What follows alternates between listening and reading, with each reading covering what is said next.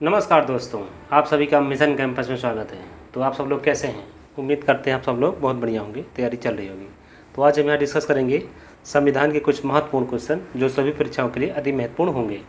जैसे हो गया आने वाला आपका एग्ज़ाम, यूपी पुलिस हो गया, ग्रुप डी हो गया, सुपर टेट हो गया, रीट हो गया, इन तमाम परीक्षाओं के लिए, SSC GD हो गया, इन तमाम परीक्षाओं के लिए ये क्वेश्चन अति महत्वपूर्ण होने वाला है। चलिए क्लास को स्टार्ट करते हैं। तो आज का पहला क्वेश्चन कह रहा है, राष्ट्रीय गीत के रचयिता कौन है? राष्ट्रीय गीत के रचयिता कौन है? इसका सही जवाब है बंकिम चंद्र चटर्जी। क्लियर है? अगला क्वेश्चन है, राज्यसभा में होने वाली सभाओं की अध्यक्षता कौन करता है? वेरी इंपॉर्टेंट क्वेश्चन है ये। राज्यसभाओं में होने वाली सभाओं की अध्यक्षता कौन करता है? इसका सही जवाब है उपराष्ट्रपति। क्लियर है? उपराष्ट्रपति। ठीक। अगला क्वेश्चन है, किस देश के संविधान से मौलिक कर्तव्य को लिया गया है? किस देश के संविधान से मौलिक कर्तव्य को लिया गया है? इसका सही जवाब है USSR, मतलब रूस। रूस को USSR के नाम से भी जाना जाता है। क्लियर है? इसको ध्यान रखना है बात को। क्लियर। अगला क्वेश्चन कह रहा है, संविधान सभा ने राष्ट्रगान को कब अपनाया? संविधान सभा ने राष्ट्रगान को कब अपनाया? 24 जनवरी 1950 को। राष्ट्रगान कहे या राष्ट्रीय गीत कहे, दोनों को 24 जनवरी 1950 को अपनाया गया। क्लियर है?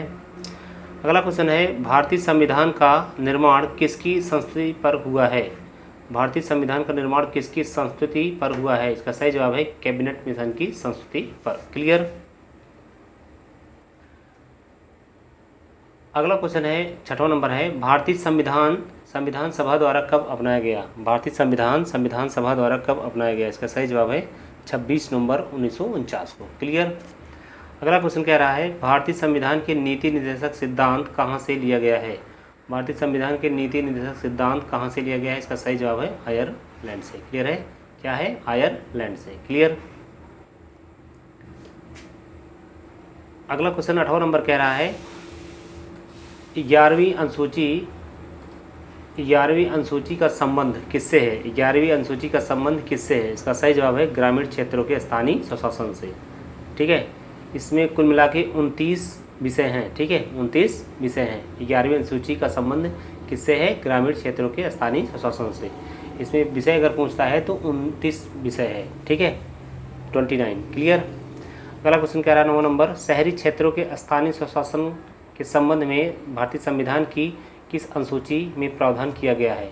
इसका सही जवाब है अनुसूची 12 में। ठीक है, अनुसूची 12 में। इसके अगर विषय में बारे में पूछता है, इसमें है 18 विषय। क्लियर है? 10वां नंबर क्वेश्चन कह रहा है, राज्य 6 से 14 वर्ष की आयु के समस्त बच्चों को निःशुल्क एवं अनिवार्य शिक्षा उपलब्ध कराएगा। इसका उल्लेख संविधान के किस अनुच्छेद में है? इसका सही जवाब है 21 का में। क्या जवाब है? 21 का में। क्लियर है? वेरी इंपॉर्टेंट क्वेश्चन है, बार बार पूछता है एग्जाम में। क्लियर।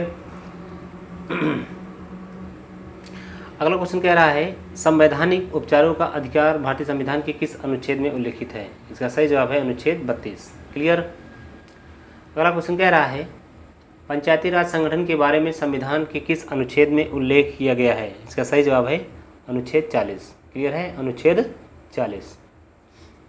अगला क्वेश्चन कह रहा है, भारतीय संविधान में मौलिक कर्तव्यों की संख्या कितनी है? भारतीय संविधान में मौलिक कर्तव्यों की संख्या कितनी है? इसका सही जवाब है 11।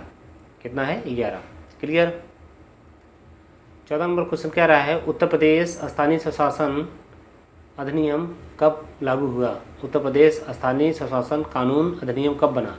इसका सही जवाब है 1994 किस संविधान संशोधन के बाद बनाया गया? ठीक है, एक बार फिर सुन लीजिए इसको। उत्तर प्रदेश स्थानीय स्वशासन कानून अधिनियम 1994 किस संविधान संशोधन के बाद बनाया गया? ठीक है, इसका जवाब है 74वें संविधान संशोधन। ठीक है। 15 नंबर क्वेश्चन कह रहा है, भारत का नियंत्रक एवं मालिका परीक्षक संविधान के किस अनुच्छेद के तहत नियुक्त होते हैं? इसका सही जवाब है अनुच्छेद 148। क्लियर। अगला क्वेश्चन कह रहा है, सदन की बैठकों के लिए गणपूर्ति के लिए कितने सदस्यों की उपस्थिति अनिवार्य है? इसका सही जवाब है 1/10।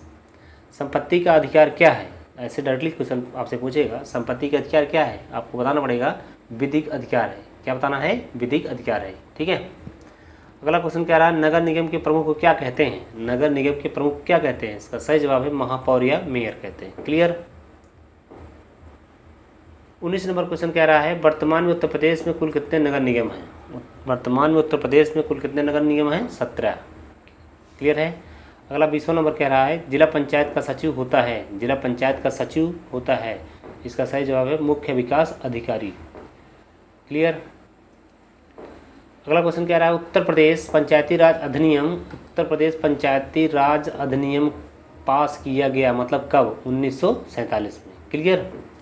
अगला क्वेश्चन कह रहा है किस संवैधानिक संशोधन द्वारा पंचायती राज संस्थाओं को संवैधानिक दर्जा प्रदान किया गया? इसका सही जवाब है 73वां। क्लियर है। अगला क्वेश्चन कह रहा है 2 अक्टूबर 1959 को भारत में पंचायती राज का शुभारंभ कहाँ पर किया गया? इसका सही जवाब है नागौर, राजस्थान। नागौर, राजस्थान। अगला क्वेश्चन कह रहा है भारत में पंचायती राज की त्रिस्तरीय व्यवस्था का अनुमोदन किस समिति के द्वारा किया गया था? इसका सही जवाब है बलवंत राय मेहता समिति। क्लियर। अगला क्वेश्चन कह रहा है पंचायत चुनाव के लिए उम्मीदवारों की न्यूनतम आयु सीमा कितनी होनी चाहिए? इसका सही जवाब है 21 वर्ष। कितना जवाब है भाई? 21 वर्ष। क्लियर है। पंचायत चुनाव के लिए उम्मीदवारों की न्यूनतम आयु सीमा कितनी होनी चाहिए? 21 वर्ष।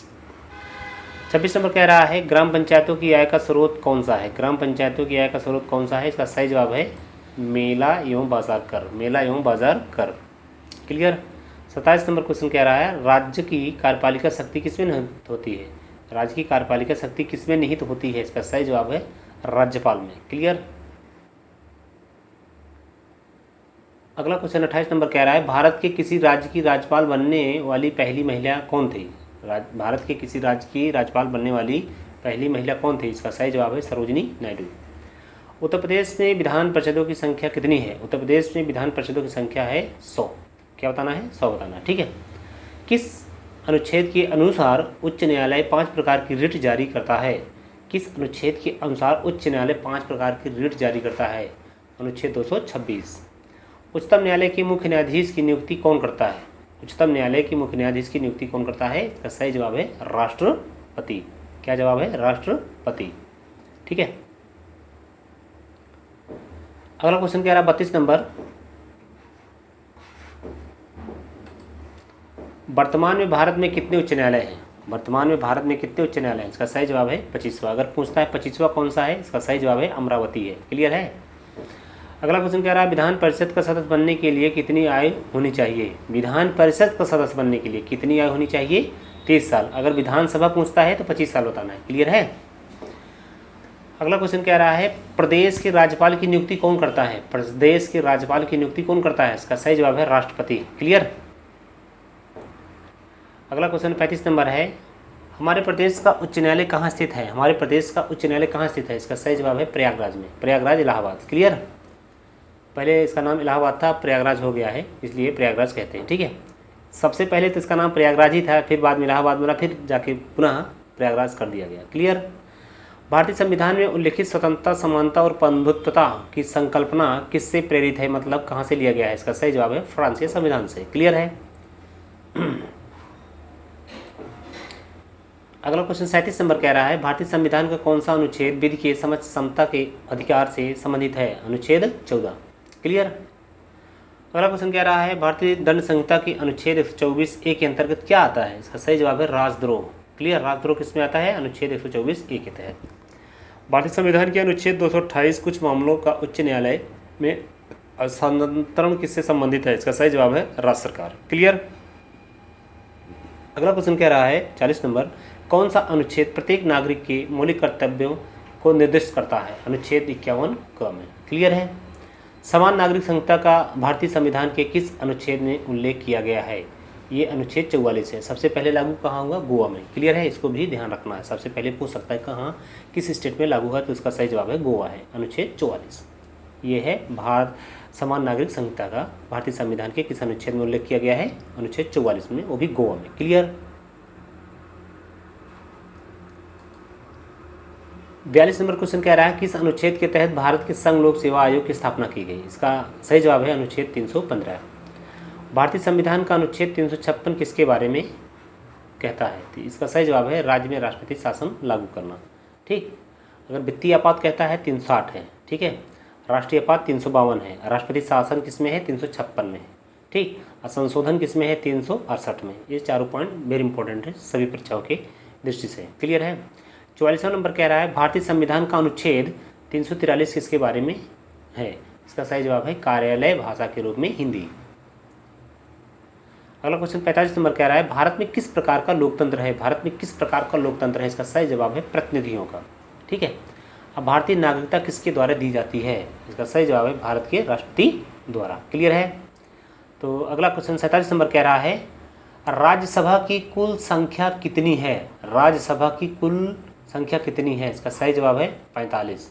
ठीक है। अब वर्तमान में मतलब अधिकतम कितनी हो सकती है? 250 हो सकती है। इलेक्शन कितने को होता है? 245 पे होता है। इसको भी ध्यान रखना है। क्लियर है। जो विधानसभा का एंग्लो इंडियन होता है इसको समाप्त कर दिया गया। जो लोकसभा में एंग्लो इंडियन होता है इसको 2 जो होते हैं उसको भी समाप्त कर दिया गया है। इसको भी ध्यान रखना है। ठीक है। 48 नंबर क्वेश्चन कह रहा है लोकसभा के पहले स्पीकर कौन थे? जीबी मौलंकर। ठीक है। 49 नंबर कह रहा है लोकसभा की प्रथम महिला अध्यक्ष का नाम बताएं। लोकसभा की प्रथम महिला अध्यक्ष का नाम क्या है? इसका सही जवाब है मीरा कुमार। लास्ट क्वेश्चन कह रहा है 50वां नंबर कह रहा है प्रथम भारतीय मुख्य चुनाव आयुक्त कौन थे? प्रथम भारतीय मुख्य चुनाव आयुक्त कौन थे? इसका सही जवाब है सुकुमार सेन। तो इसी क्वेश्चन के साथ हम क्लास को समाप्त करेंगे। मिशन कैंपस में आने के लिए बहुत बहुत धन्यवाद। वीडियो में पहली बार है तो वीडियो को लाइक सब्सक्राइब और कर लीजिएगा ताकि नेक्स्ट वीडियो का नोटिफिकेशन मिल सके। तो चलिए क्लास को यहीं पे समाप्त करते हैं इसी क्वेश्चन के साथ। जय हिंद जय भारत।